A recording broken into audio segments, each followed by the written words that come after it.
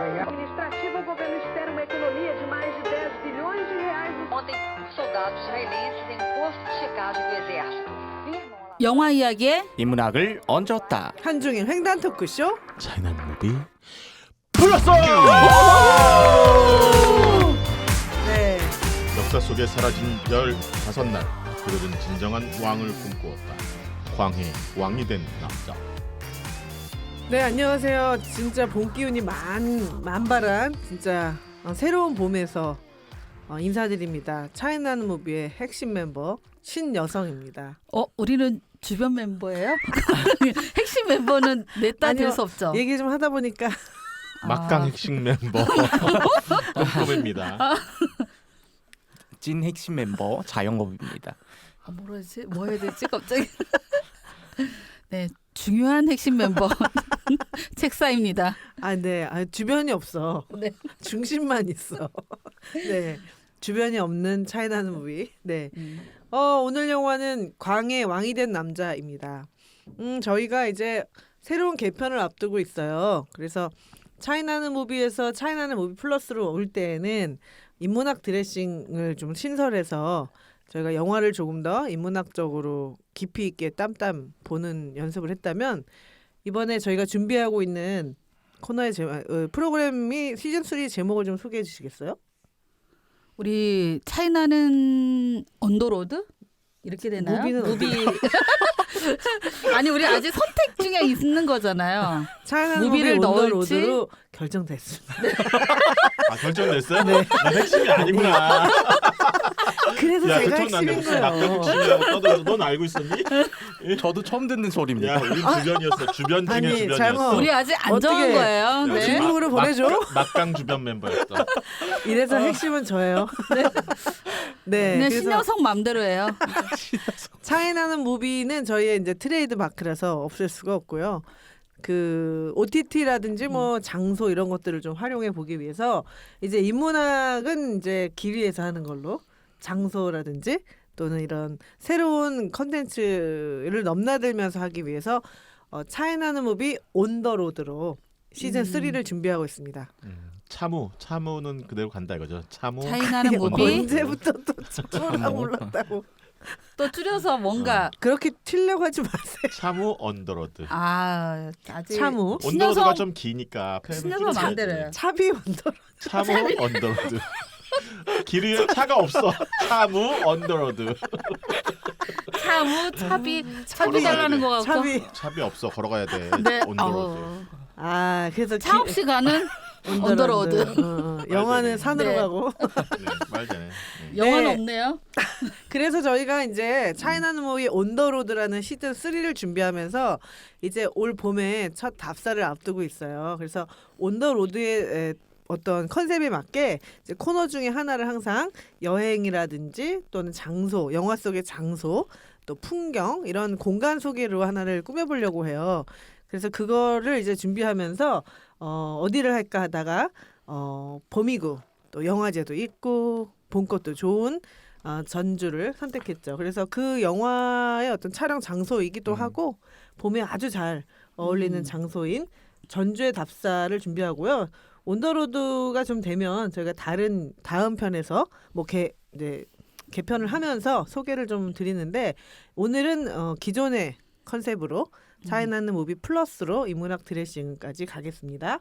자, 준비 단계는 준비 단계. 전주가 네. 4월 말에 전주 영화제가 있고요. 그렇죠. 네, 그 전주에 또 뭐 요즘에 61초 영화제라고 또 아, 핫하게 떠오르고 있는 영화제. 지방선거 영화제군요. 뜨겁게. 네, 61초 영화제. 6월 1일 영화.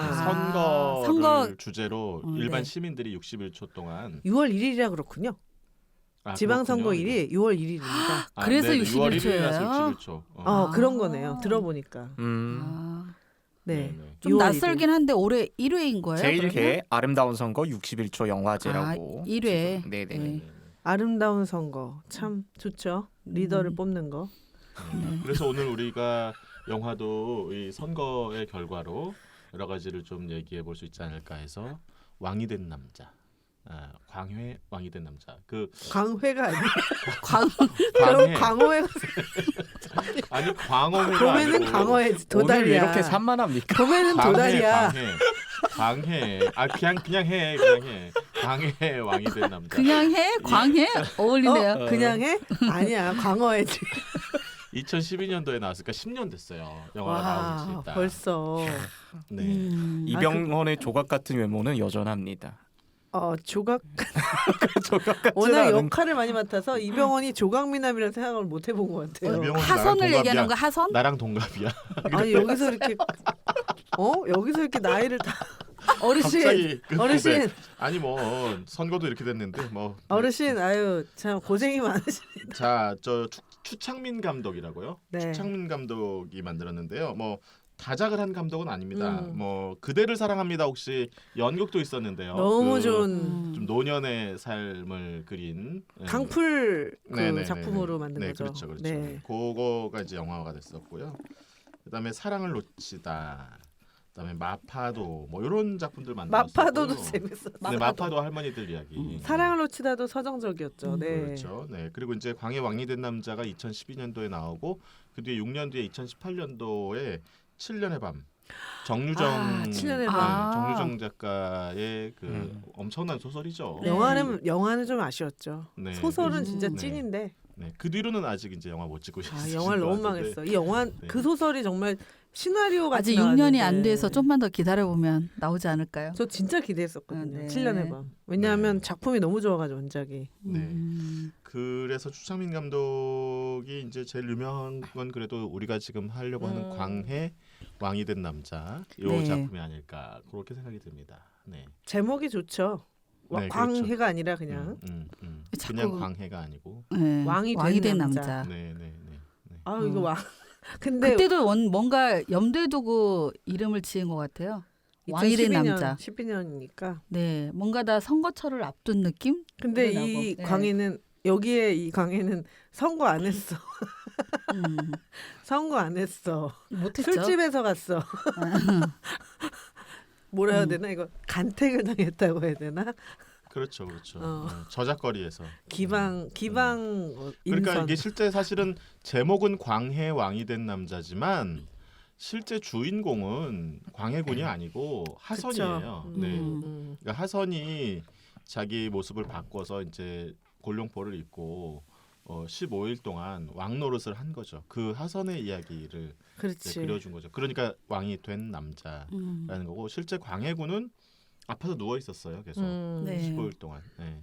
근데 이제 앞 부분하고 뒷 부분에 광해군이 나오긴 하지만 다른 인물이죠. 이병헌이 같이 연기를 했지만 이거 굉장히 좀 다릅니다. 연기의 톤이 네. 광해군을 연기할 때하고 네. 근데 다르게. 네, 그 하선을 연기할 때하고 달라요. 하선은 굉장히 좀 인간적이고 네.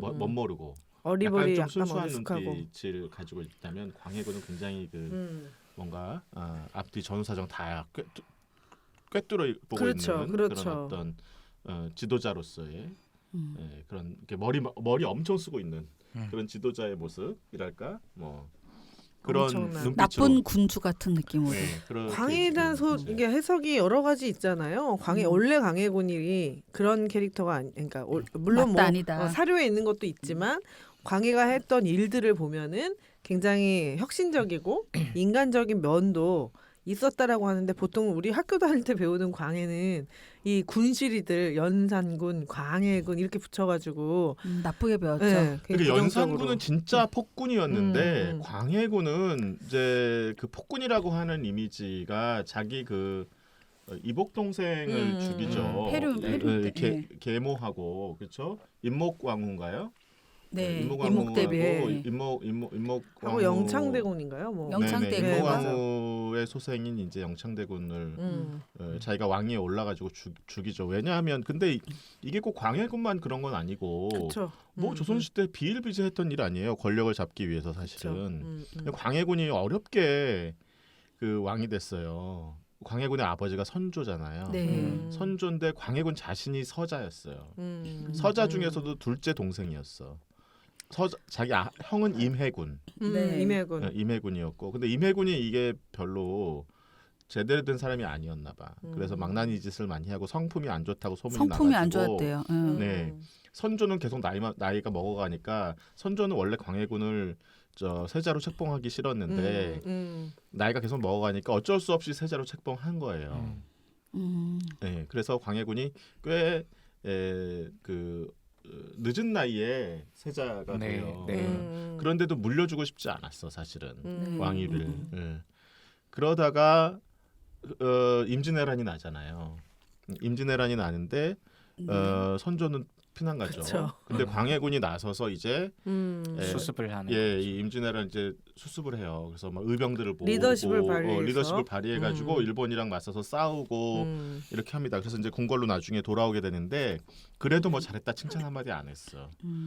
선조는. 그러다가 어느 날 갑자기 선조가 이제 약밥이 올라와요. 수라상에. 그래서 네. 약밥 먹다가 체해가지고 죽어요. 선조가. 그래서 독살설도 있어요. 그렇죠, 그렇지. 독살했을 그런 거지. 것이다. 뭐 이런 설도 있는데 아무튼 그래서 이제 세자였던 광해군이 자연스럽게 네. 그 왕이 됐는데 그 과정에서 엄청나게 이제 많은 신하들의 뭐 광해군을 따르는 사람들 또 반대파들 막 있었을 거 아니에요. 이 논란이 이제 벌어지는 거죠. 뭐 그것까지 이제 하긴 너무 복잡하니까 저도 잘 뭐 역사는 모르지만 하여튼 북인들이 이제 광해군들을 주로 따랐고 네. 이런 뭐 노론 소론이 이제 나눠지고 막 복잡한데 그래서 이제 늘 자기 권력의 왕좌가 위험하다라고 하는 그런 인식이 있었어요. 그런데 이제 새파랗게 어린애가 영창대군이 올라오니까 그걸 볼 불안하겠죠. 수가 없었던 거지. 예, 그래서 죽였어요. 죽였는데 하여튼 그래서 그걸 가지고 이제 그 얘기를 하고 반정을 꽤 한 건데 명분으로 삼아가지고. 근데 사실은 그것보다는 나중에 이제 광해군에 대한 재평가가 일어날 때 그게 중요한 게 아니었고 금나라와의 금나라를 맞서서 싸우지 않으려고 했던 화친 정책, 네. 그다음에 대동법 대동법. 실시하려고 했던 거 이런 것들 때문에 그 광해군에 대한 반발을 그 관료들한테 사게 되었다. 뭐 그런 얘기가 있죠. 그렇죠. 사실 당시 조선은 이제 명나라를 이제 상국으로 섬기고 있고 후금은 완전 이제 오랑캐 취급을 했던 그런 나라였잖아요. 후금이 사실 청나라의 전신입니다. 나중에 중국을 통일한. 근데 이제 당시 이제 강홍립에게 10,000명 정도의 군사를 이제 파병하면서 싸우지 말고 투항해 버려라 하고 굉장히 어떻게 일면적으로 보면 또 능수능란한 그런 외교적 맞아. 정책이었죠. 하지만 그 신하들, 특별히 그 유생들 사이에서는 이게 명나라만. 그렇죠. 이건 어떻게 오랑캐와 화친을 생각하느냐. 굉장히 이제 반발을 샀던 문제였고 또 대동법 실행하는 것도 지주라든가 기득권 세력들한테 엄청난 그런 부침을 겪었었죠. 저항이 있었죠. 지주층들로부터. 네. 이 영화가 그래서 사실 이제 왕이 된 남자 광해랑 거의 똑같이 생긴 하선이라는 인물을 데려다 하는데 사실은 하선이 결과적으로는 군사를 파병하거나 대동법 시행하는 게 나오잖아요. 그래서 제 생각에는 이 영화가 이제 광해가 갖고 있었던 두 가지 모습, 엄청나게 무섭고 오싹한 이면에 있는 인간적이고 백성을 좀 사랑하면서 되게 좀 다정한 면이 있을 수도 있다라는 것을 약간 판타지, 약간 중첩된 한 인물에 대한 두 가지 인격을 한 것일 수도 있겠다는 생각이 좀 들어요. 현실의 이야기인데 가상의 인물이라는 것을 내세우긴 했지만 네. 결국 한 인물에 대한 이야기다. 그렇죠. 이제 한 인물을 그러니까 두 캐릭터로 이제 보여주는 거죠. 사실은. 그쵸. 이런 면도 있고 이런 맞아, 면도 있다라고 맞아요. 하는 거를 하선이라는 캐릭터를 내세우긴 했지만 대동법이 뭡니까? 그러니까 일종의 세금을 징수하는 방법이 있죠. 네. 예전엔 이제 조선시대 종합소득세? 같은 경우에는 아니에요? 아닐까요? 세금을 좀 밝으시네요. 아니에요. 이렇게 조선시대 보면 이제 종합소득 내고 싶다. 그 일반 백성 민초들은 이제 세 가지의 세금을 납부해야 돼요. 그걸 이제 역과 곡물과 이제 또 한 가지가 뭐였죠? 아무튼 역사에 제가 박지 원래 이제 않아요. 곡물 역사 그러니까- 부전공이라며. 어쨌든 쌀과 그건 동양사입니다. 한국사가 아니라 여기 아무튼 이제 동양이야. 곡물이란 걸 이제 납공을 해야 되는데 음. 그 지역의 어떠한 특산물 이런 것들을 이제 마련하고 준비하느라고 굉장히 백성들이 이제 애를 먹었습니다.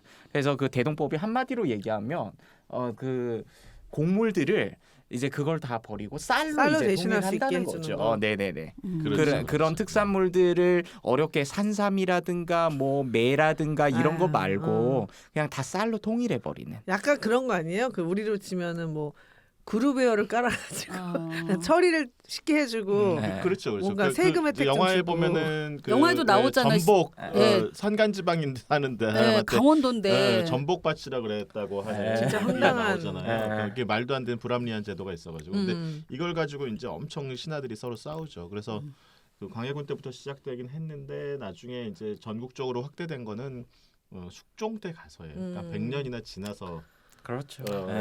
얼마나 가는 많이 당했을까요? 정도로 세금 사람들이. 문제는 예나 지금이나 엄청나게 네. 중요한 문제입니다. 이 민심을 그러니까 이게 정권이 흔들리는 문제라니까 세금 그렇지, 문제. 그렇지. 맞아요. 집이 있냐 없냐도 큰 그래, 문제. 정권- 지금이랑 똑같네요, 진짜. 지금이랑 똑같아요. 아. 지금 네, 상황이랑. 정권을 네. 흔드는 문제예요. 세금 문제. 세금이 그래요. 맞아. 그러네요. 그래서 대동법 때문에 쫓겨난 거예요. 광해군이. 그러니까 대동법을 이제 창안하고 광해군에게 강력하게 제안했던 인물로 이제 김육이라는 사람 신하가 있었는데 그분이 어떻게 보면 대동법의 아버지라고 불릴 수 있는 그러한 분입니다. 하지만 그 김육은 이 대동법의 시행을 결론적으로는 보지 못하고 이렇게 나중에 한 100년의 시간을 거쳐서 그게 자리 잡았다는 거. 그만큼 요즘도 뭐 임대차 3법이라든가 아니면 여러 가지 부동산 그리고 그러니까. 또 이게 누진세 같은 이런 것도 엄청난 조세 저항을 뭐 겪고 증여세, 있잖아요. 상속세 그렇죠. 뭐 그런 거. 그게 정권 한 번 뭐 5년 10년으로 해결될 문제가 아닌 것 같고요. 기다렸어야 진짜 되는 장기적인 건데. 결국 지킬 게 네. 많은 분들은 세금을 지켜주는 사람을 뽑을 수밖에 없는 지킬 게 없는 네. 사람은 마음을 달래주는 후보를 선택하는 것이지만 음. 그 참 자본주의 사회에서 지킬 게 없다는 건 슬프지만 이 기득권의 어떤 그 기득권이라고 하 어쨌든 그 자본의 구조에서 정치가 이 자본하고 참 붙을 수밖에 없다 이런 생각이 좀 씁쓸하게 들어요. 영화를 보면서도 오히려 그 예전에 개봉했을 때 극장에서 봤을 때는 4월이나 이런 이렇게 그런 그런 그 대리석? 신하들 네. 생각을 거기에 막 이입을 못했었는데 나이 들어서 이렇게 보니까 그렇게 막 아버지는 뭐 매 맞아 죽고 어머니랑 동생은 노예로 팔려고 하고 막 끌려가고. 그런 게 더 막 보이는 거예요. 막 그런 사연이. 그러니까, 우리의 삶이 더 어려워졌구나. 그러니까 그렇죠. 그때 해맑았지 10년 전에는. 근데 네. 그랬습니다. 저희는 왕에 대한 이야기를 지금 할 타이밍이라서 그러니까 옛날에는 여러 탄핵 가지로- 제도가 없었기 때문에 이제 뭐 이렇게 끌려 나온 거지 뭐. 페이밖에 없었어. 네, 페이. 네, 네. 아 폐위. 페이로. 광해군도 이제 인조반정으로 이제 어. 축출되는 거잖아요. 네. 무서운 시대예요. 잘 생각해 보면 참 무서운 시대인 거예요. 왕이 위를 지킨다라는 게 네. 어마어마한 그 그러니까 그 뭐 조선왕조 독살설에 그 시달리는 임금들도 굉장히 많잖아요. 맞아요. 네. 하여튼 근데 이 광해군에 관한 이야기가 실록에 조선왕조 실록에 15일 동안 빠져 있을 때가 있대요. 이 15일 동안 무슨 일이 있었는지 모른대요. 영화 맨 앞에 나오는 그거죠. 네, 그걸 모티브로 해서 영화를 그걸 만들었다. 이제 가지고 이제 만든 거죠. 이 영화를. 네. 그래서 15일간 이제 네. 정말 평소에 광해가 아닌 사람이 네. 광해 누군가. 역할을 하면서 일어나는 인간적이면서 서민적인 모습. 어쩌면 광해에 대한 또 다른 해석을 추구하고 싶었던 감독의 의도가 잘 살아있는 지금 이 시대에도 그런 왕이 좀 있었으면 하는 바람이 드는 인간적인 모습이고 저희는 2부에서 좀 더 자세한 이야기 나눠보겠습니다. 영화 이야기에 이 문학을 얹었다. 한중일 횡단 토크쇼 채널비 플러스.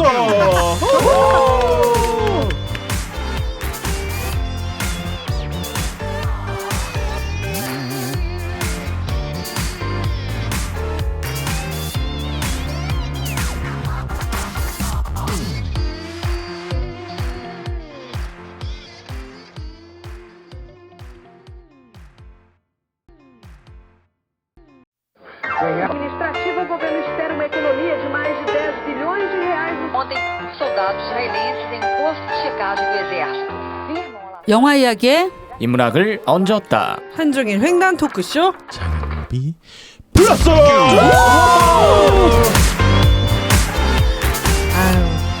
뭔가 얘기를- 언더로드로 바뀌면은 이거 안 해도 되는 거죠. 온더로드 지금 연습 중 할. 언더로드. 아니, 노래로 할까요? 좀 신박한 리듬으로 부탁드려요. 이렇게 막 부르짖는 거예요. 자 이제 가을 봄 뭔가 감성으로 음악을 좀 깔고 뭐. 뭔가 언더로드. 이거 많은 사람들이 듣고 있어요. 이제 뭐 성조를 좀 언더로드. 네 아. 연습을 좀 부탁드리겠습니다. 언더로드 차이나무의. 다른 사람이 하자. 이거는 힘들다. 저희가 이제 새로운 구호와 함께 네. 구호를 개발하고 있으니까 여러 가지 버전으로 녹음을 한번 해봅시다. 네. 저희 2부는 이제 차이나는 한 장면으로 이야기를 나눠보는데요. 그 이병헌의 1인 2역도 굉장히 네. 인상 깊은 장면이고 이 변신 광해 진짜 광해에서 하선으로 하선에서 광해로 이렇게 넘나드는 연기도 정말 볼만한데 그래도 나는 이 장면이 정말 인상 깊었다. 누구부터 하시겠습니까? 이렇게 다 고개 숙이고 기도하지 마시고. 아, 뭐 재밌는 장면이 많죠. 이제 하선이가 그 처음 왕 노릇을 하면서 이제 뭐 여러 가지 에피소드들을 많이 집어넣었죠, 네. 그죠? 예, 뭐 그 매화틀에 앉아가지고 이제 저 응가하는 장면도 네. 그게 재밌었고 제일 소동이 재밌죠. 소동이 났었고 그다음에 이제 왕비 아, 중전 네. 만 한효주가 역할을 했잖아요. 중전 만나가지고 이렇게 앞에다가 기임 붙이고 뭐 이렇게 웃는 장면도 재밌었고. 진짜 익살 맞았어요. 아, 예. 밤중에 이제 그 허균이죠. 도승지. 네. 예, 허균. 유승용 그쵸. 배우가 그 열연한. 엄청 젊게 나와. 네네 허균하고 이렇게 서로 마주 앉아가지고 얘기하다가 이제 음. 신하들이 들어오니까 자리를 왔다 갔다. 서둘러 바꿨는데 또 이제 다시 또 바꿔야 되는 뭐 이런 이제 에피소드들이 재밌게 맞아, 많이 맞아. 있었는데 그래도 저는 제가 뽑고 싶은 한 장면은 4월이를 꼽고 싶어요. 4월이. 난 너무 어려가지고 누구지 아, 하는데 심은경이에요. 심은경. 심은경. 맞아요. 심은경이 열연을 했는데 예. 굉장히 애되게 나오죠. 무수리로 나오는. 네. 15살에 맞게. 맞아요. 네, 심은경이 바로 우리가 일부에서 얘기했던 그 대동법의 폐해를 알리는 주인공이었죠. 아버지가 산골에 사는데 전복을 네. 바치라 그래가지고 아유. 그런 이야기 이제 집이 풍비박산이 나면서 궁궐로 어쩔 수 없이 무수리가 돼서 이제 들어오게 되는 그런 그 네. 아픈 사연을 가지고 있습니다. 그런데 이제 이 하선 가짜 왕이 이 사월이한테 관심을 이렇게 저렇게 가지니까 인간적인 관심이죠. 인간적인 관심을 가지니까 그게 이제 고마웠겠죠. 그런데 이제 상궁이 어느 날 그 반대파의 지시를 받고 임금의 팥죽에다가 사월이한테 그 독약을 넣어라고 네. 그렇게 이제 지시를 하죠. 근데 사월이가 팥죽을 받치면서 차마 그거를 입에 물고 있다가 독약을 입에 물고 있다가 차마 그거를 넣지 못하고 자기가 계속 물고 있다가 이제 피를 토하고 죽는 그런 장면이 나옵니다. 그래서 저는 그 장면을 한 장면으로 네. 꼽고 싶어요. 네, 근데 이제 그 하선이 놀래가지고 막 그냥 사월이를 안고 네. 어이한테 막 달려가는 그런 이제 해프닝 에피소드가 막 일어나는데 저는 그 장면 재밌었습니다. 의미 있다고 생각했습니다. 그렇죠. 그 심은경 배우는 저희 녹음에서 신문 기자 신문 기자 작품으로 했죠. 네. 예. 진하게 많이 성장을 했고 예. 그 이후로 일본에서 한 번 더 그 블루아워라는 영화를 제작을 2020년에 했었고 예. 최근에는 별빛이 내린다라는 옹성우하고 이손 배우랑 같이 하는 이제 1993년도 배경으로 하는 청춘물을 지금 개봉을 앞두고 있는 것 같아요. 제작을 하고 있는 건지. 저 예전에 써니였나요? 써니? 너무 그쵸? 좋았지. 네, 그런 네. 것도 있었고. 그래서 이 그 별빛이 내린다도 기다려지는 것이 예. 심은경 배우가 연기가 어렸을 때부터 좋았죠. 네. 되게. 그리고 사월이 역할을 또 지금 우리가 굉장히 경제적으로 힘들고 이럴 때 보면 그런 역할이 더 눈에 띄는 것 같아. 막 왕이 어떻고 막 이런 역할보다는 시대가 참 영화를 다르게 보게 하는 좀 영화라는 게 그런 힘이 있는 것 같아요. 그런 맛이 영화의 맛인 것 같아요. 그냥 그때그때 인기가 있는 드라마라든지 어떤 서사들은 세월이 흘러서 보면 유치하고 막 저걸 그때 내가 좋아했나라고 생각하지만 좋은 영화들 속에 들어있는 이 아주 풍부한 캐릭터의 어떤 그 스토리하고 감성들이 세월이 흘러서 이렇게 보면 저 사람한테 또 이렇게 감정이 간다. 저는 그래서 그 대동법 이야기를 했던 광해의 장면 그래서 고리를 막 뜯어내는 사람이 잡혀왔는데 이제 이 광해 하선이가 사람들한테 니들이 저 사람을 벌할 자격이 있냐라고 묻잖아요. 마치 그 왜 성경에서 저 여인에게 돌을 던질 수 있는 사람이 있냐, 죄 없는 네. 사람이 던지라고 얘기하는 것처럼 그러면서 이제 그 대동법에 대한 이야기를 하잖아요. 근데 그 장면을 보고 저도 그 성경의 한 장면 생각나더라고요. 그러니까 이게 사람에 대한 관심이라는 주제가 관통하고 있어요. 대동법 문제도 그렇고 사월이도 그랬고, 네. 그래서 이게 사람이 먼저다라고 하는 이 주제가 이 영화를 관통하고 있어요. 그래서 하선의 입에서 그 말이 나오죠. 그리고 승정원 일기에 그게 이제 고스란히 기록이 되고 진짜 광해에게도 승정원 일기가 나중에 이제 허균이 갖다 주잖아요. 밤에. 그래서 이제 그걸 보면서 거기서도 이제 그게 다시 반복이 되죠. 네. 그래서 저는 그 사월이를 통해서 또 대동법 문제를 가지고 예. 신하들을 꾸짖는 모습을 통해서 이 영화의 주제 의식을 잘 드러냈다라고 생각돼서 그 사월이 장면을 저도 이제 그 차이나는 한 장면으로 꼽은 거거든요. 네.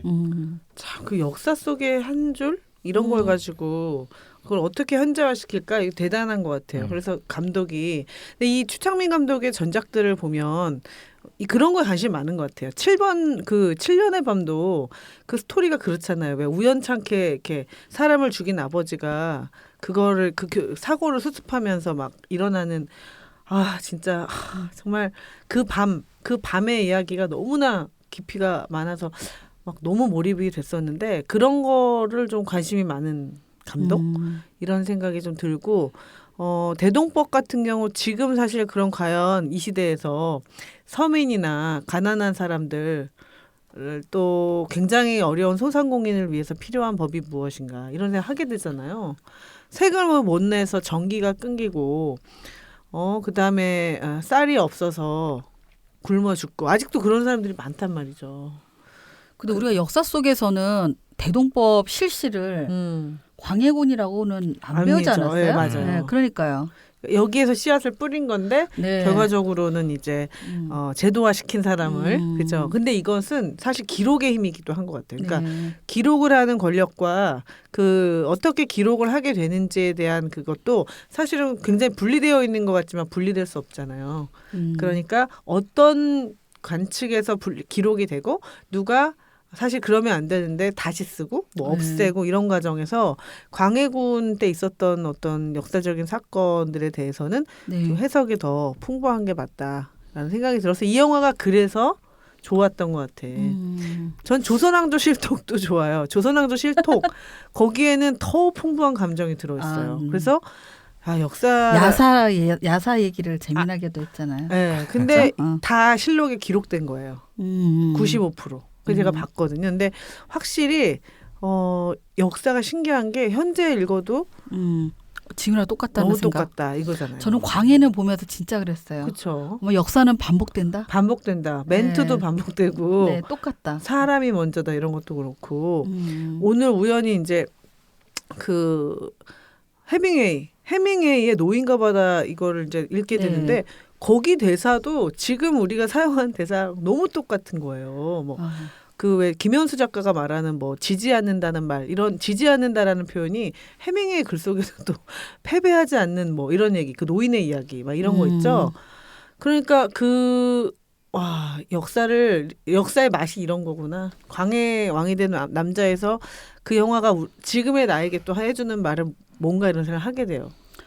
우리가 얼마나 제대로 똑바로 못 배웠나 막 이런 생각도 들면서 맞아. 너무 한쪽으로만 배웠잖아요. 역사 수업 다시 해야 네. 되는 거야. 그럼 역사를 다시 공부하는 거가 좀 필요하겠다 싶어서. 그래도 나이 들면 관심 가져지나 봐요. 역사. 나이가 들었다는 뜻이죠? 네, 그래서 대동법과 사월이의 이야기. 가난하고 수없이 끌려다니면서 핍박받았던? 아직 안 끝난 거죠, 근데 그쵸. 신여성이. 저는 끝났습니다. 장면 끝난 거예요. 왕의 그 장면. 왕의? 네. 그래서 그 멘트들도 다 좋았어요. 멘트가 너무 좋았죠. 네. 자, 그러면 넘어가 볼까요?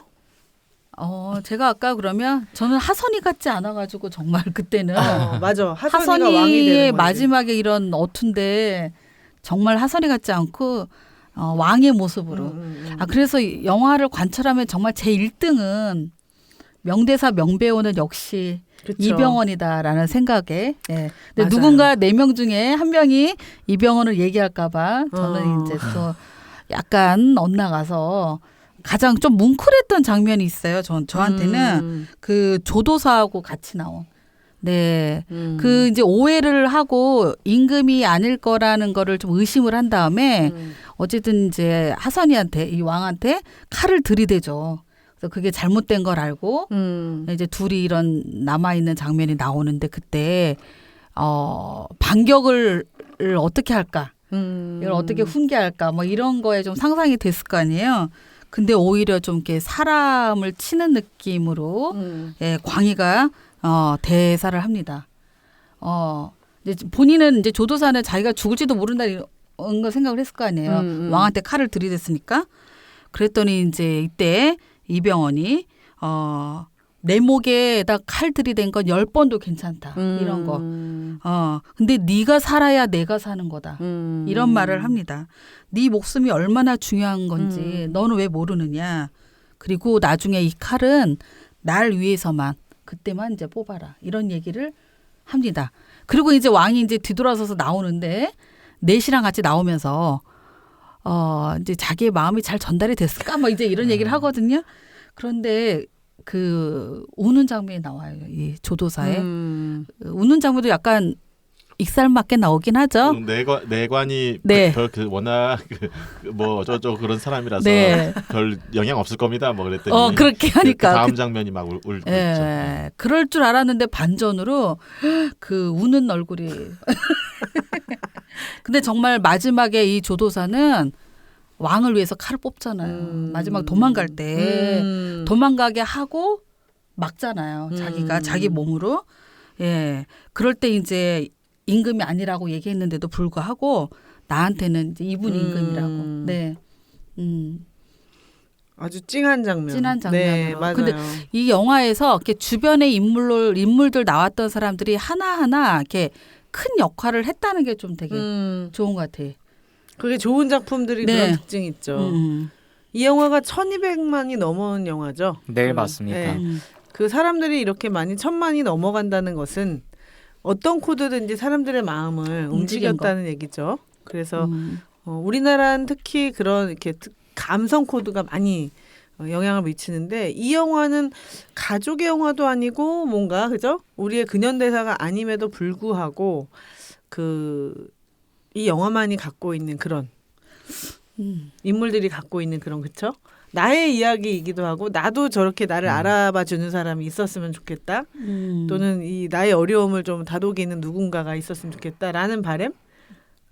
그래서 그런 열망이 있었던 것 같아요. 이 영화의 흥행에는. 네. 네. 자 그러면 마지막으로 저희 장면은요, 그 결말부에 나오는 장면이긴 한데 사실 전체 영화를 관통하는 그런 부분이기도 해요. 사실 그 허균과 그 가짜 왕, 그러니까 하선이를 데려온 허균과 또 그 하선이의 정체를 알고 있는 조내관인가요?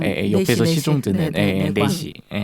조내시 두 사람이 처음에는 굉장히 이렇게 하선을 이제 하대하다가 그쵸. 점점 그런 어떤 하선의 변화되지. 변화되는 모습, 그런 카리스마에 점점 인간적으로 그 사람을 받아들여지고 나중에는 소위 진짜 왕으로서 이렇게 받들게 되는, 존경하게 되는 그런 과정이 참 재미있게 봤습니다. 특별히 마지막 장면에서 어떻게 하고 이제 살아남아서 배를 타고 이제 가잖아요. 네, 근데 허균이 거의 뭐 폴더 인사를 임금 대하듯이 그렇게 폴더 인사로 이렇게 보내는 거 보면서 진짜 이제 허균한테는 진짜 새로운 사람 새로운 모습으로 자리매김했다라는 그런 생각이 들더라고요. 진짜 왕이 되시던가. 진짜 왕. 이렇게 했죠. 맞아. 진짜 왕이 그러니까 왕이 된다라 이 자리라는 게 사람을 만든단 말이 맞는 것 같아. 그러니까요. 네네네. 맞아. 어떻게 10월 만에 그럴 수 있어?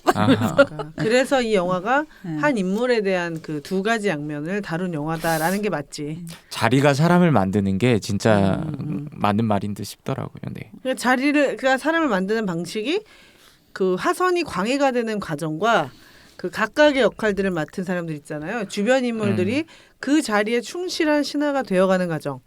도부장도 결국에는 나중에는 그 하선이를 위해서 목숨까지도 바치잖아요. 그러니까 네. 예. 자리라는 게 그렇죠. 네. 각자의 자리에서 뭔가를 깨달음을 얻는다는 게 결과적으로는 이 영화는 그런 거를 좀 이렇게 주는 영화. 우리나라에서 그게 지금도 변화된 거가 보여지니까 뭉클해진 것 같아요.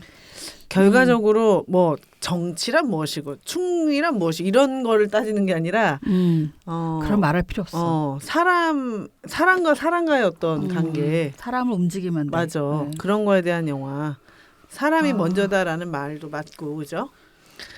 네 계속 사람이 먼저다 이런 기조가 정치에 계속 살아있기를 바라면서 또 지금도 그래야 되는데 앞으로도. 네 앞으로 또 5년을 이제 한번 살아보는 걸로 하겠습니다. 자 3부 그러면 넘어가서 우리는 인문학 드레싱으로 찾아뵙겠습니다. 영화 이야기에 인문학을 얹었다. 한중일 횡단 토크쇼 장난비 플러스.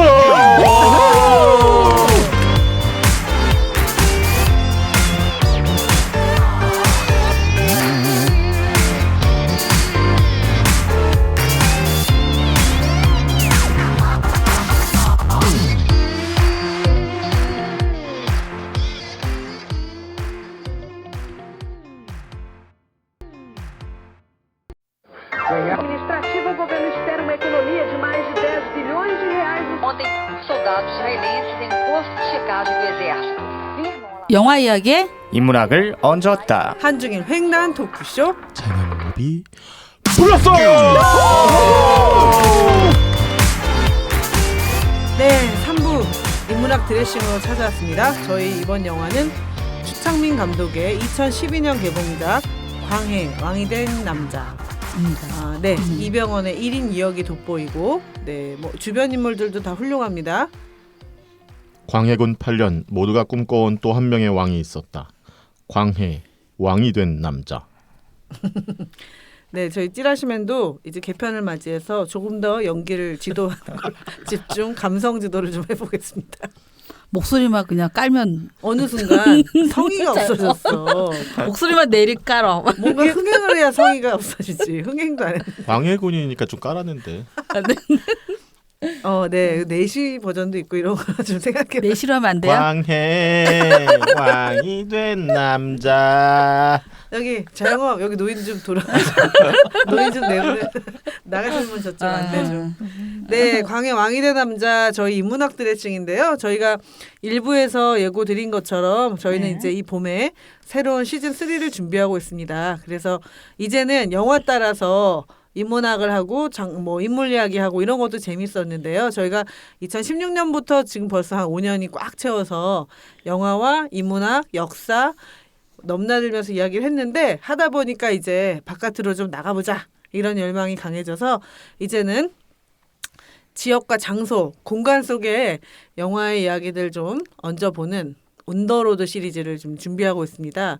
그래서 광해 왕이 된 남자의 촬영 장소이면서 사극 촬영이 가장 많이 되어 있고 최근에는 OTT 넷플릭스 오리지널 같은 경우가 이곳에서 많이 촬영이 되고 있어요. 찾아보시면 구해 우리는이라든지 뭐 이런 25, 21도 이 촬영 장소가 이쪽인데 이 지역은 과연 어디일까요?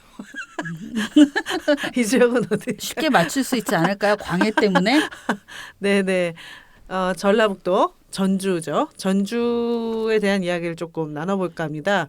자, 우리 온더로드 편 시리즈 개편을 앞두고 파일럿으로 공간 이야기를 가져오신 저희 꿈꾸미께서 저는 또 이렇게 미래를 제가 잘 내다보지 않습니까? 그래서 오늘 인문학 드레싱은 제가 온더로드를 가지고 왔습니다. 온더로드. 저는 장소를 하나 소개해드리고 싶은데요. 이 광해군의 삶을 보면은요, 광해군이 좀 특이해요. 광해군이 이제 1575년도에 태어났거든요. 근데 이 삶이 한 16년, 17년 단위로 나뉘어 계속.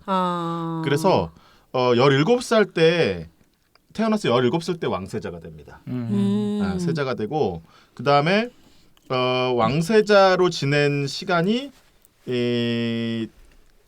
한 16년 됩니다. 또 왕세자로 꽤 길게 살았네요. 네, 꽤 길었죠. 왕세자로 지낸 생활이 16년이고 또 그 임금이 돼가지고 임금 위에 임금 노릇을 했던 시간이 또 17년 정도, 16년, 17년 정도 되고요. 그 다음에 이렇게 해서 이제 좀 비슷해요. 그 주기가. 그러네요. 네, 그리고 신기하네. 나서 이제 또 한 17년 있다가 죽어요. 그러니까 이 인생의 삶이 17년 주기가 있어. 17년 주기설. 네, 17년 주기가 있어요. 그래서 이제 인조반정이 일어나가지고 쫓겨났지 않습니까? 그래가지고 이제 본인, 그 다음에 자기 왕비, 그 다음에 자기 아들. 세자, 예. 그 다음에 세자비 4명이 다 같이 쫓겨나요. 쫓겨나서 이제 다 같이 유배 생활을 하는 거죠. 폐서인 되고 뭐 폐세자 되고 뭐 이렇게 돼가지고 강화군으로 그 위리안치라 그러죠. 위리라는 말은 이제 그 울타리에다가 그 나무 가시덤불을 이렇게 네. 해가지고 출입을 나가. 못하게 해놓고 그 안에다가 이제 안치를 해놨다 이렇게 됩니다. 그래서 강화군의 위리안치가 됐는데 세자하고 세자비는 한 2달 동안 거기 살다가 너무 힘드니까 막 그 구멍을 파가지고요. 그 도망가. 굴을 파가지고 도망가려다가 잡혀요. 아이고. 그래서 이제 죽어요.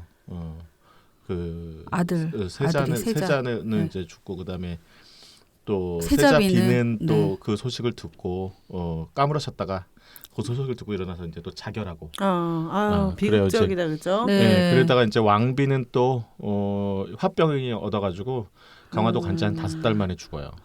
그래서 이제 아유. 혼자 남아서 살아요. 광해군이. 그래서 이제 뭐 여러 가지 그 복귀를 꿈꿨을 거 아닙니까? 자기 입장에서는 네. 여러 가지 일을 했는데 그게 잘 안 됐고 그 당시 이제 이괄의 난이라는 난이 또 일어납니다. 네. 인조 때.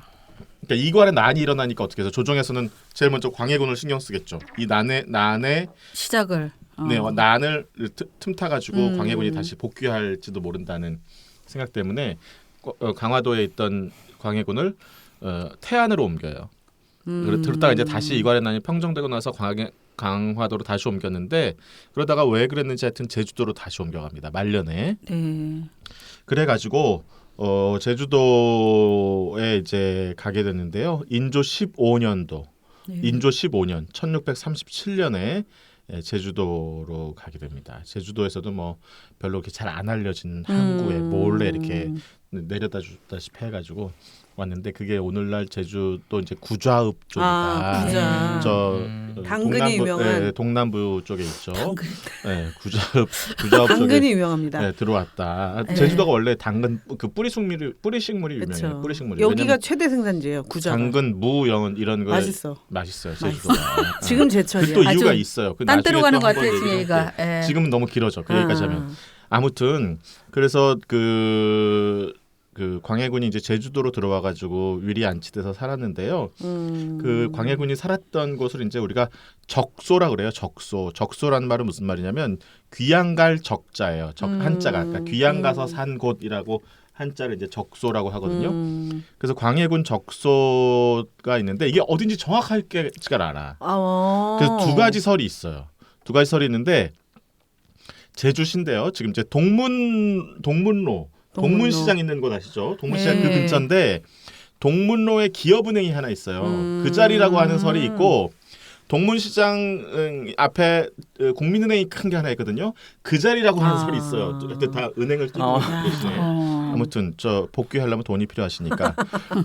그런데 이제 지금은 그 제주 광해군의 제주 적소터라고 하는 그 비석이 하나 서 있는데요. 그거는 국민은행 앞에만 서 있어요. 그래서 동문시장 가시는 분들 혹시 시간 나시면 잠깐 들려서 국민은행 앞에 광해군이 여기서 살다 갔구나 이렇게 이제 한번 그 둘러보시면 어떨까 하는 생각이 들고요. 그렇게 해서 이제 광해군이 제주도에서 살다가 1641년에 67세의 나이로. 오래 사셨네요. 사실은 천수를 다 했습니다. 그렇네요. 어떻게 보면. 그 시대에 보면은 그때까지 오래 산 거네. 그러니까 누군가에게 죽임을 안 당한 것만 해도. 건강하셨던 거지. 근데 하여튼 제주도에 살면서 위리안치 되면 살면서 거기 일해주는 사람들한테도 임금이었는데도 불구하고 영감이라는 소리를 들으면서 이제 아이고. 살았다고 그러는데 아무튼 67세의 나이로 이제 죽어요. 그래서 이 양반을 그 당시에 또 이제 거기서 이제 조정에 보고를 했지 않습니까? 죽었을 때. 근데 이제 보고하고 어떻게 처리해라 이거가 내려오기 전까지 너무 시간이 오래 걸리니까 제주도니까 거기서 이제 그 제주 목사가 이제 염습을 해가지고 제사를 지내고 장례를 치렀다 이런 이야기가 있는데요. 그 당시 제주 목사가 또 인조반정에 참여했던 사람의 아들이었어요. 그래서 약간 좀 역사의 아이러니라고도 하는데 아무튼 그래서 그 67세의 나이에 죽었는데 이게 음력 7월 초하루예요. 7월 1일. 7월 1일. 그래서 요때 비가 엄청나게 왔대요.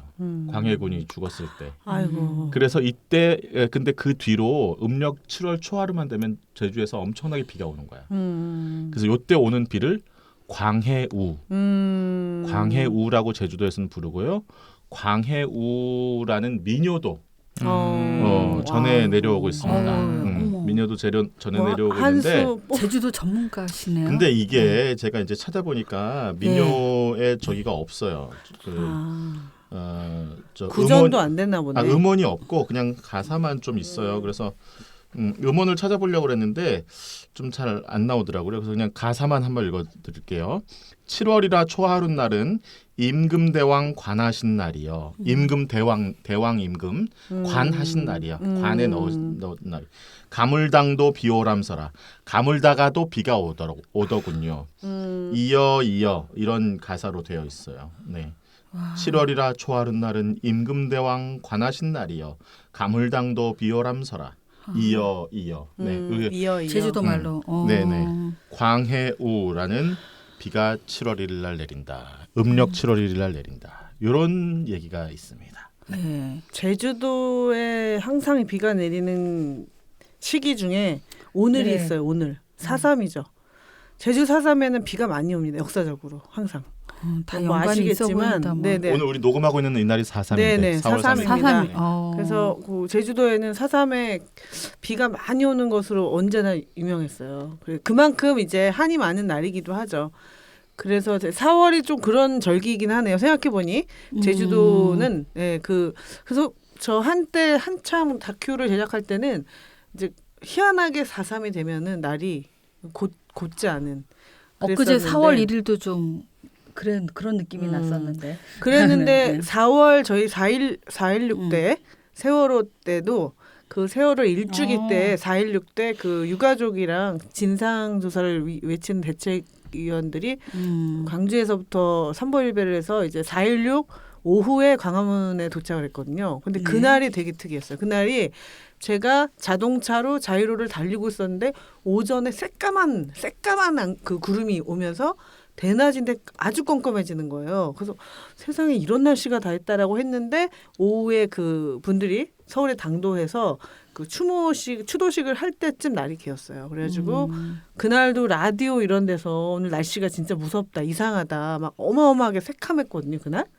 이제 한밤중 같이 됐었어요. 그날. 그러니까 이게 그냥 우연히 비가 오고 우연히 날이 흐리라고 말하기에는 너무나 좀 역사랑 연관이 슬픈 있는 거지. 거네. 그래서 그 보이지 않는 우리가 믿고 있는 보이지 않는 세계가 있는 보이지 거예요? 않는 세계가 네. 있는 거죠. 네. 한과. 근데 광해우는 처음 들어보네요. 네. 4.3은 제가 워낙에 잘 알고 있었는데. 네. 민요도 듣고 싶다는 생각이 드네요. 막. 근데 그 구자읍이 나중에 거기에 딱 12년 뒤에 하멜이 거기에 표류했던 지역이래요. 네네. 그런 그렇죠. 얘기 위치가 있습니다. 12년 전. 가까운 거. 그러니까. 완전히 그러니까. 완전 네. 끝에. 맞아. 네. 그 광해군이 네. 들어왔던 항구가 있는데요. 그 항구가 그 제주 올레길로 치면은 네. 약간 좀 구석지어 있는 곳인데 제주 올레길 20번 길이래요. 20번. 그래서 바탕 쪽인가 보네. 바다 쪽 이렇게 네네네네. 걸어가는 그러게 곳인가 좀 보네요. 하멜 그죠? 표류기 보면 예. 하멜이 좀만 관심 있었으면 이 적소를 정확하게 기록해 아니 놓을 수 하멜이 있었네. 12년만 더 빨리 했었어. 이때는 같은? 적소가 그대로 있었을 것 같아. 왜냐면 예. 그 당시 사람들이 다 기억하고 있었을 거 아니야. 그러니까 하멜이 잘못했네. 온도로드에 딱 맞게 준비해 오셨네요. 이거 괜찮은데요, 이 느낌? 뭐 아니 이런 미래를 준비하는 미래를 아, 항상 눈은 감겨 있지만 미래를 준비해. 아니 제주도를 또 다 하셔갖고 저는 그 하다 보니까 강화도의 그 지역 이름에 길 이름에 살창이 일길이 있더라고요. 그게 살창이 영창대군의 창이고 살이 이제 죽일사. 예. 아 이름을 뭘 그렇게 그 이름을 말도 그대로 안 돼. 지금 남아있어. 길 이름이 살창이 말도 안 일길. 돼. 너무 감성 떨어진다 진짜. 강화도 자체 거기에 있는 길 보면서 좀 뜨하긴 죽은 했는데 사람의 이름을 예. 계속 그렇게 하면 어떡해. 영창대군 그 자리야. 예. 아 끔찍하네요. 뭐 어쨌든 실화인 거를 얘기해 드리냐고.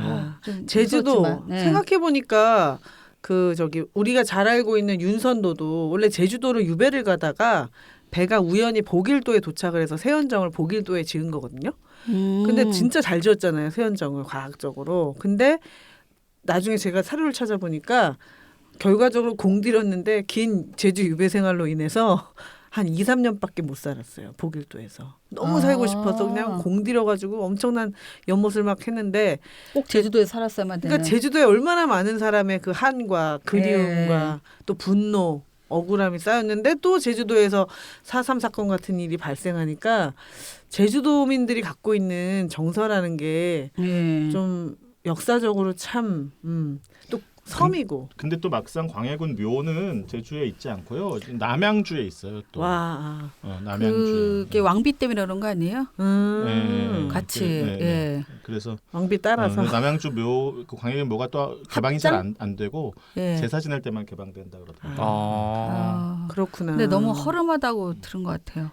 예. 조선왕조. 그도 인조가 죽이진 않았어요. 그러니까 천수를 다 하셨네. 그게 그것 때문에 아닌가? 그 폐륜의 제목으로 폐위를 시켰으니까 그렇게 받고 맞아요. 싶진 그런 않았겠죠. 얘기도 있었어요. 네, 본인은 네. 난 아니다. 그렇게 살고 싶지 그래서 않은. 어질 인자 넣은 거 아닌가? 원래 나중에 후대가 짓는 거잖아, 왕 이름. 그래, 그럴 수 있겠네요. 나는 어질게 했다. 안 죽였다. 복수하지 않았다. 예, 복수하지 않았다. 복수하지 않는 임금을 기다리며. 예. 복수. 네, 또 이어서 가보시죠. 네. 저는 지역으로는 안 했는데 어. 지금 꼼꼼이님 얘기한 것 중에 하나가 있어서 제가 먼저 하겠습니다. 저는 진짜 어떤 게 사실인지 광해군에 관한 얘기가 어떤 게 사실에 근거해야 될까 되게 많이 혼란스러웠어요. 물론 이제 뭐 인간적인 면도 있고 우리가 배울 때는 폭군이라고 배워가지고 그 두 가지 면에서 어떤 걸 기준으로 해야 되지? 그러면 실록 중에 뭐가 있을까? 아까 왕조실록에서 광해군에 관한 15일이 빠졌다라는 게 이제 영화의 모티브가 됐고요. 저는 이제 근데 이게 또 사실을 근거할 수는 없고 이것들도 다 자료가 나중에 어차피 쓰는 거라 이걸 얼마만큼 믿어야 될지 이런 의심을 좀 가져봤습니다. 그래서 한 3권을 소개를 할게요. 옛날 역사로. 첫 번째가 건제문집이라고 있는데 여기가 좀 가고 싶은데 네. 그 임진왜란 때 어쨌든 이 광해군이 세자로서 큰 역할을 하잖아요. 예, 그게 선조는 저 위로 도망갔지만 전라도 뭐 등등 해가지고 이 왜란을 정말 잘 극복해서 서자 출신의 또 이 둘째임에도 불구하고 백성들이 많이 추앙했던 게 이만하면 왕으로도 할 만하다. 이렇게 다 느꼈던 게 이제 임진왜란을 좀 성공으로 이끈 잘 진두지휘를 했다는 거. 근데 그 진두지휘했던 중에 이제 의병장으로 김천일이라는 사람이 있어요. 김천일이 쓴 시문집에 바로 이 건제문집이라고. 예, 이건데 이제 여기에 그때 광해군하고 오고 갔던 이런 이야기들, 예, 어떻게 모집하고 임진왜란의 전사에 관한 거가 잘 쓰여 있는 게 건제문집이 잘 표현돼 있어서 재밌겠네요. 예, 이게 우리가 모르는 지역이 그냥 나주 쪽에 있나 봐요. 정확하게는 모르겠는데 그래서 좀 그래서 조선시대에 문신인데 김천일하고의 그런 시문집으로 건제문집이 있습니다. 두 번째로는 연려실 기술이 있어요.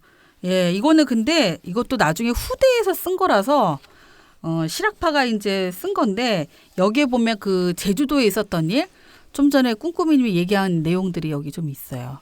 근데 기존에 앞에 같이 궁녀로 있었던 사람이 같이 내려갔는데도 불구하고 과거의 임금이었던 광해군한테 영감이라는 표현을 그래. 가장 하대하는 말. 하대하는 거.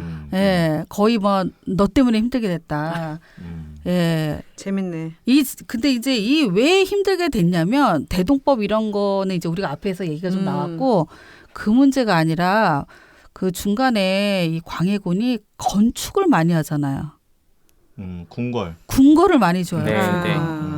궁궐을 많이 짓다가 백성들의 원성을 사게 된 게 힘드니까. 가장 많이 폐위됐던 것 중에 아이고. 죄목 중에 하나가 됩니다. 근데 아이고. 이제 궁궐을 왜 그렇게 많이 지었을까? 어. 저는 좀 그게 궁금했거든요. 그러네요. 예. 근데 왜냐면 그 임진왜란이 끝나고 왕권을 이제 다시 강화해야 되는 상황이 되니까. 네. 아니에요? 근데 그게 경복궁, 창덕궁, 창경궁에 그치지 않고 또 새로운 무슨 경희궁, 인경궁 뭔가를 여러 계속 곳을. 여러 곳을 만듭니다. 근데 그게 이제 이 사료 중에 나오는 게 본인이 밤마다 뭔가의 그런 귀신, 마귀, 악몽에 테마록 시달렸구나. 같은 거에 많이 시달리는 거예요. 누군가 죽일지 모르는. 그래서 되게 그것 때문에 또 짓고 근데 옮겨 다닌 거야. 근데 창덕궁은 지었을 때 거기 가서 자지 않아요. 그게 앞에 뭐 연산군이 거기서 기거했다나. 아이고. 그러니까 굉장히 그 왕의 위협으로서 나는 그 궁궐을 지었다는 생각이 좀 들었어요. 근데 이제 이런 기록들이 있는 게 뭔가 연료실 기술 등에 좀 나오고요. 궁궐 야광회장이 시작됐습니다. 네, 다른 쪽으로 한번 봄맞이. 건축을 좀 바라볼 수 그러네요, 있는 그러네요. 생각이 들었어요. 진짜 이렇게 권위를 키우는 게 아니라 자기의 어떤 네. 도피처로 약간 그 영화 속에서 왜 원래 3일에 한 번씩 네가 해라 이렇게 나오잖아요. 그런데 그러면 그 3일에 한 번이나 자기가 비어 있는 시간들을 상징하는 것이 그렇게 궁을 네. 왕을 상징하는 건 사실 근정전 여기 뭐 경복궁 이런 데인데 그런 데가 아니라 실제로 왕은 밤마다 이렇게 돌아다니면서 자기를 이제 공격하고 죽이려는 사람들로부터 자기를 그 그럴 귀신 수도 소리 있겠네. 이런 게 들리지 않냐 이러면 이제 신하들은 그러는 거지. 우리는 같은 궁궐에 있는데도 하나도 못 듣는데 왜 광해군만 임금만 듣는지 뭐 이렇게 발언한 것도 있고. 네, 저도 근데 이것도 어쨌든 이 나온 사료에서 근거한 거니까 이 사료를 못 믿으면 그치. 제가 한 말도 아니라는 거죠. 예. 이게 연료실 기술이고요. 근데 연료실 기술은 되게 중립적으로 썼다는 말이 있어요. 굉장히. 이거는 그래도 근거할 수 있는 거고. 이제 마지막에 광해군 일기는 광해군 일기. 광해군이 쓴 건 아닙니다. 네. 이것도 뒤에 인조반정 다 이후에 쓴 것이니까 얼마나 신빙성 있게는 그렇죠. 광해군을 이제 오히려 더 안 좋게 쓸 수 있는 것도 있는 것 같아요. 근데 요즘 저는 재밌는 게 하나 광해군 일기 하나 있었어요. 이 아버지 선조 때부터 모시고 있던 상공이 하나 있었는데 그 상공이 광해군한테도 또 이제 김상공이라는 사람이 되는 거예요. 와. 근데 이게 바로 이름이 김계시라고 돼 있고요. 계시. 이게 시자가 뭐 똥의 의미라고 그래서 뭐 해보면 개똥이라는 여성이다. 뭐 이 김상공인데 이 김상공이 즉 거의 비선실세. 네, 모든 사람들이 다 이 비선실세 김상공을 통해서 그래서 이 역모를 꾸민다는 얘기를 상서를 엄청나게 올렸는데 그거 다 믿지 말아라. 어머. 다 아니라고 했던 게 이제 개똥이 때문이야. 개똥이가 근데 뭐 말아먹은 개똥이도 거야. 뭐 개똥이냐 뭐 이런 이름에 여러 가지 의견이 있는데 이거가 얘기 나온 게 광해군 일기예요. 그래서 거기는 개시가 문제였네. 개시가. 네. 비선실세. 모든 재물들을 다 쌓아놓았던 사람이 바로 김상궁. 지금으로 보면 누군가 그림 그려지지 않아요, 우리? 지난 정권에서 누군가가 그러네요. 네 있었습니다. 비선 실세 얘기가 비선실세. 광해군 일기에 있습니다. 이번 정권에는 네, 없을까? 그래서 한 3권 정도가 광해군을 좀 들여다볼 수 있는 책이어서 네, 소개해 주려고 저는 이걸로 하겠습니다. 네. 아주 간만에 책사님의 책 향기가 품품. 뿜뿜. 그동안 좀 한참 안 났지. 네. 이러면서 책 향기가 아주 깊었던 시간이었습니다. 책 향기를 네. 오늘은 저도 좀 뿜뿜해야겠습니다. 저도 오늘 책 한 역사서야? 권을 성의를 좀 보여. 책사님의 어떤 독점을 깨고자 저도 책 한 권을 가지고 왔는데요. 사실 그 영화 전체를 이제 그 대동법이라는 이슈가 제기되잖아요. 대동법에 대한 소개를 좀 하려다가 앞부분에서 또 어느 정도 다 소개가 됐고 또 소개가 됐기 때문에 그 항상 대동법이 보면 조선시대에 앞서 말했듯이 한 100년을 두고 그 굉장한 여러 가지 부침을 겪었고 조세저항을 겪었고 어렵게 시행됐잖아요. 근데 이게 오늘날에도 약간 오버랩되는 거가 있죠. 그런데 이제 종부세라든가 이런 부분을 부동산 집값을 좀 잡자고 했는데 결국 그렇게 되지 못했고 또 최근에 어떠한 그 서울시장 재보궐선거라든가 아니면 이번 대선도 결국에는 그 전국을 좌우지했던 게 선거 결과를 좌우지했던 게 저는 결국 부동산 문제라는 생각이 들거든요.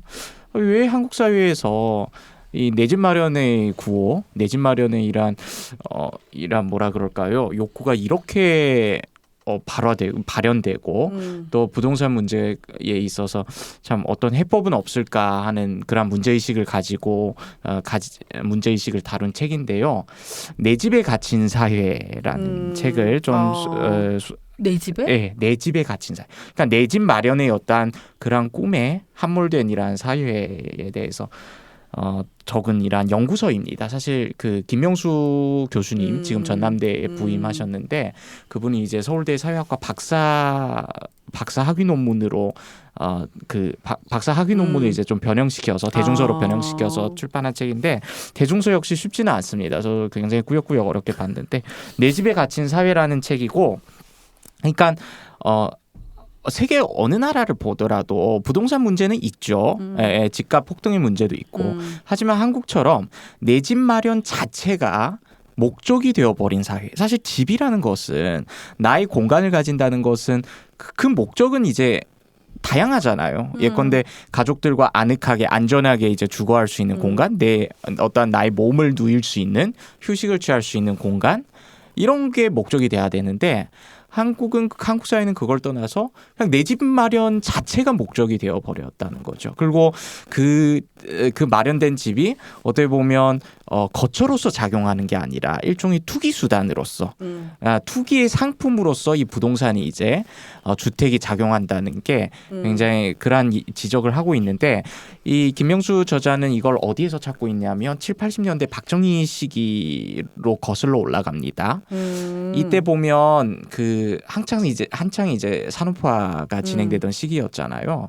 그래서 당시 보면 그 모든 이제 국가의 어떠한 자원이라든가 재정은 당시 이제 중화학공업, 중공업 이쪽에 배정되다 보니까 엄청난 이제 주택 수요에도 불구하고 주택을 건설할 수 있는 자금이 마련되어 있지 않는 거예요. 그래서 상당히 이제 주택난을 중산층은 막 육성되고 내 집 마련의 욕구가 지금 막 생겨나기 시작하는데 정작 국가에서는 주택을 건설할 돈이 없는 거예요. 그래서 이때 박정희 정권이 고안해낸 정책이 자원동원형 주택 공급 연쇄라는 정책을 이게 전문 용어긴 한데 그러한 정책을 사용을 합니다. 그 말인즉 민간 개발자들을 끌어들이는 거죠. 이러한 자원들을 다 끌어들여서 그 미래에 획득할 어떠한 개발 이익을 담보로 그 사람들한테 주택을 이제 공급하고 건설할 수 있는 권한을 이제 이양해 버리는 겁니다. 그러니까 국가에서 그냥 이런 재정 부담도 안 하면서 완전히 이제 본인들이 어떠한 주택을 공급할 의무를 민간에게 그냥 위탁해 버리고 떠넘겨 버리는. 근데 이제 아시다시피 민간은 결국에는 수익을 창출해야 되는 거잖아요. 이익을 전제로 작동하기 때문에 그래서 그러한 그때 만들어진 이제 주택 공급 구조가 2015년 이게 연구소가 2015년까지를 이제 기간으로 삼고 있는데 그때까지도 계속 작동하고 있고 그러한 구조 때문에 집값 폭등이 발생할 수밖에 없다는 그러한 부분들을 지적하고 있고 지적하고 있는 그러한 책입니다. 내 집에 갇힌 사회. 네, 내 집에 갇힌 사회. 우리는 집이 안 중요한데. 전 네. 집이 없어요 아직.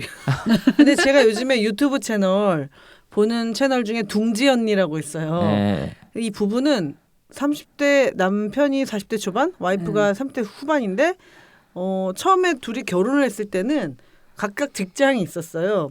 그러다가 남편이 한 40살쯤 됐을 때 회사를 그만둔 것 같아요. 그리고 와이프도 회사를 다니다가 이제 이 유튜브를 하면서 프리랜서로 영상 작업을 하는 일을 하면서 둘 다 그만뒀어. 그리고 나서는 전세 아파트를 싹 팔고 살림을 다 팔아가지고 한 달씩 돌아가면서 살기를 지금 하고 있어요. 몇 년째. 제주도에서 한 달 살면서 맛집 뭐 이렇게 자기가 딱 정해진 생활비로 한 달 살고 지금은 스페인 바르셀로나 강장 근처에서 살아요. 월세 한 290만 원 정도 둘이서 생활 뭐 이렇게 하는데 이제 에어비앤비로 주로 다니는 거예요. 근데 뭐 그걸로 돈을 벌어. 그러니까 왜냐하면 수십만의 구독자가 있거든. 그래서 둘이서 살아보면서 거기 소개도 하고 뭐 시세도 알려주면서 여행 브이로그도 하고 그러면서 계속 돌아가면서 사는 거야. 집이 없어. 근데 인터뷰를 좀 보니까 뭐 10만 구독 기념 인터뷰였나 이렇게 보니까 처음에 전세를 확 물려가지고 돈이 없어졌잖아요. 처음 결혼할 때.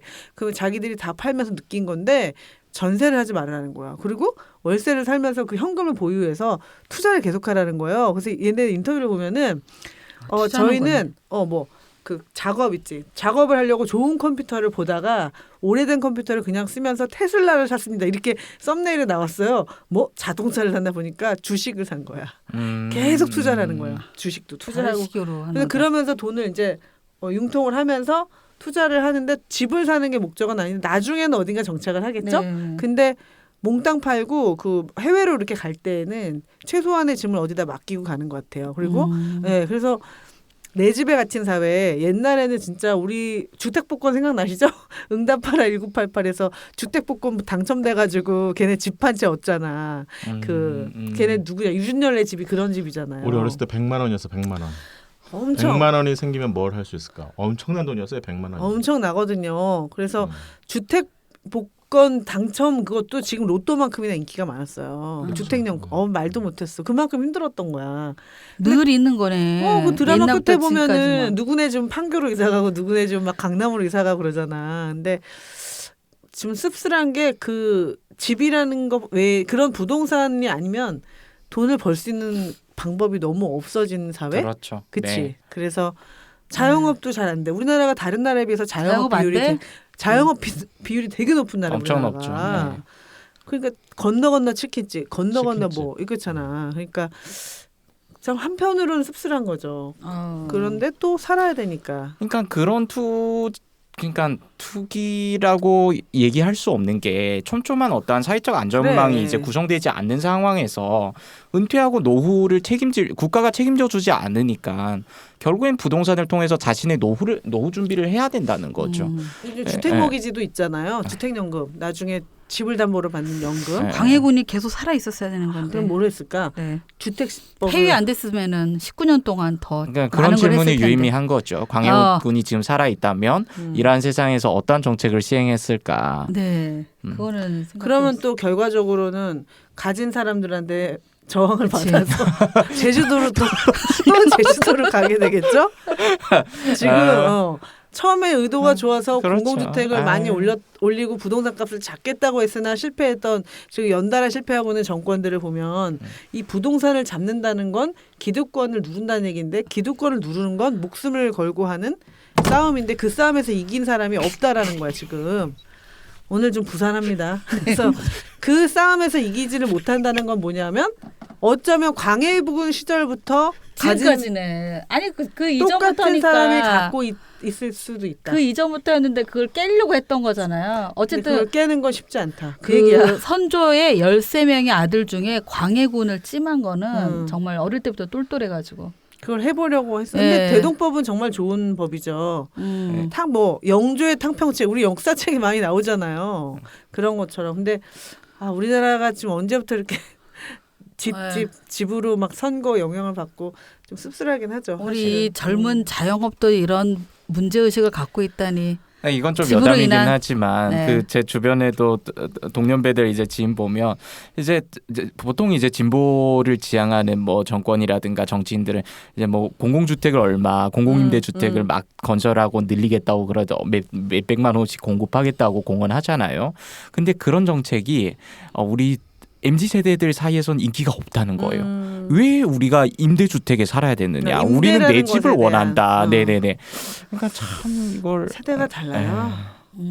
그러니까 공급이 많아지는 건 확실히 필요한 것 같긴 해요. 네네네. 공급이 많아지면 근데 지금 서울도 공실이 많아요, 사실은. 근데 많죠. 예. 그거를 임대주택들이 공실이 많잖아. 네, 근데 들어갈 수가 없어. 왜냐면 월세가 비싸거든, 서울은. 그 조건이 까다롭다 그러던데. 그러니까 막 월 수입, 뭐 직장 이런 거 자꾸 맞아요, 따지고 맞아요. 부모 예. 수입까지 따져가지고 네. 누가 들어가냐고. 그래서 그런 게 바뀔 수 있다면 뭐 그건 정말 좋은 것 같고.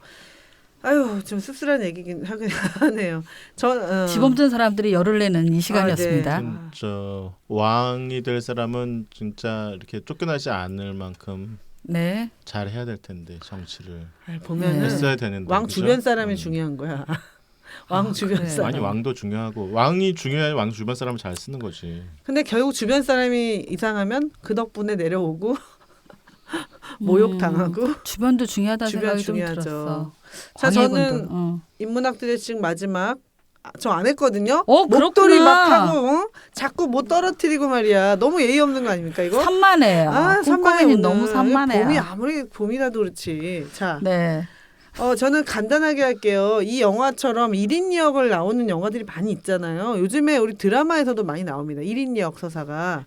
특히 웹툰 웹소설 같은 거 보면 회빙한 서사라고 해서 과거로 가고 빙의가 되고 막 이런 것들이 다 1인 역이고 노인이 됐다가 청춘이 됐다가 뭐 이렇게 되는 것이 다 1인 역인 경우가 많은데 영화를 좋아하시는 분들께 꼭 추천드리고 싶은 이 영화 중에 이제 블랙스완이 있어요. 이거는 2010년에 개봉했던 발레리나에 관련된 영화인데 너무나 완벽한 연기 그런 것들을 꿈꿨던 배우가 그 분열을 겪는 거죠. 자기를 ഘ갉아먹는 약간 노마진 마릴린 같은 영화인데 그러니까 결국 마릴린 몰로도 그런 것 때문에 죽었다고 얘기가 있잖아요. 그러니까 너무 자기 자신에 대한 완벽함과 대중의 어떤 선망 그리고 그런 것들을 따라가면서도 그 이면의 것들 사이에 어떤 분열이 생기면서 이제 블랙스완 같은 경우도 결국 자기가 자기를 해야 하는 영화인데 영화에서는 다른 사람으로 나오는 막 흑조와 백조 뭐 이런 식으로 나오지만 사실은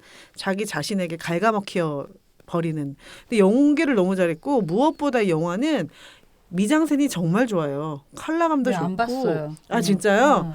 그래서 저는 이 영화 안 본 사람한테 꼭 추천합니다. 이 영화가 너무 좋아요. 서사도 좋고 일단 연출도 돋보입니다. 그래서 1인 역 서사 중에 노마진 마릴린도 제가 좋아하지만 이 영화를 안 보셨다면 1인 역 한번 볼까 그러면 이 블랙스완을 이 영화가 개봉됐을 때 정말 이게 장안의 화제였어요. 뭐 블록버스터한 뭐 이렇게 흥행은 아니어도 이 영화를 본 사람들 사이에서는 굉장히 호평이 있었거든요. 그래서 그만큼 심리 묘사를 하는데 그 심리를 이미지로 하하는 걸 잘한 거예요. 심리적인 것을 이미지로 이렇게 보여주는 거예요. 마치 우리나라 드라마 중에 그거 아세요? 괜찮아 사랑이야. 괜찮아 사랑이야에 보면 조인성이 약간 자기 분열을 겪죠. 그런데 거기에 보면 발이 없는 소년이 나와요. 근데 실제 사람처럼 나와 도경수가. 그런데 알고 보면 이 조인성의 어린 시절인 거예요. 조인성의 어린 시절인데 나중에 이 도경수가 실제 인물이 아니라는 게 나오는데 네. 그 밝혀지기 전까지는 이 조인성의 어린 시절로 나오는 거예요. 자기가 자기 자신을 보는 거야 계속. 그리고 대화를 나눠 딴 사람처럼. 근데 이 블랙스완은 그거보다 더 적극적인 1인 2역인데 나탈리 포트만. 네, 연기를 너무 그리고 무지하게 예뻐요. 청소년 관람 불가네요. 네, 그리고 연기도 잘했어요. 근데 이쁘기도 하지만 그 연출력이 돋보이는 영화. 그러니까 결국 이 광해의 왕이 된 남자도 연출이 굉장히 좋잖아요. 결과적으로 이미지로 보여줄 수 있는 감정씬과 그 서사를 어떻게 이미지화하냐의 문제에서 왕이 된 남자들은 캐릭터를 분석을 열심히 해가지고 주변을 통해서 그 중심을 겨냥했다면 이 영화는 그 인물 하나를 가지고 정말 깊이 있게 사골처럼 우려먹는 그런 근데 너무 좋았어요. 그래서 블랙스완을 이 봄에 조금 근데 밝지는 않아요. 밝지는 않지만 추천드리고 그래서 블랙인가 싶습니다. 보다. 네, 되게 좀 안쓰러운 영화죠. 백조인데 사실은. 블랙이야. 블랙이야. 근데 그게 나야. 그러니까 우리 모두에게 갖고 있는 이면이지만 대중에게 그러니까 추앙을 받는다거나 특히 이렇게 스타 같은 사람들은 네. 이 영화가 굉장히 와닿을 것 같아요. 자, 그래서 저희는 인문학 드레싱을 또 이렇게 해봤습니다. 오늘 새롭게 시도했던 온더로드 파일럿 어떠셨어요? 훌륭했어요. 꼼꼼이님부터. 제가 이거 생각해봤어요. 컨셉을. 네. 영화 따라 떠나는 차이나는 무비 온더로드. 아 길어. 그러니까 구호는 아니고 저희 약간 이렇게 소개할 때 다시 영화 따라 떠나는 차이나는 무비 온더로드. 차이나는 무비 온더로드가 큰 제목이면 되는 거죠. 영화 따라 떠나는 그냥 지금 저희 한중일 횡단 토크쇼처럼 네. 영화도 보고 여행도 가는인데 뭔가 이렇게 좀 탁 잡아 끌어야 되니까 네네. 신여성도 산만해요. 얘기하면서 이걸 떠올렸다는 게. 영화 네. 따라 떠나는 저희는 뭐 네. 그래도 오늘 좀 산만했습니다. 아유, 네. 자, 산만의 주인공은 제가 아니고 저는 핵심 멤버예요. 핵심 멤버는 막강 핵심 멤버. 핵심 멤버는 산만할 틈이 없어요. 네. 자, 마치겠습니다. 그럼, 네, 저희는 정말로 새로운 온더로드로 한번 더 준비해. 그럼 오늘 이제 차이나는 무비 플러스 소리 지르는 거 마지막입니까? 네, 그렇게 하실 수 있도록 노력해 네, 보겠습니다. 감사합니다. 영화 이야기에 인문학을 얹었다. 힘차게 하십시오. 한중일 횡단 토크쇼. 차이나는 무비 플러스.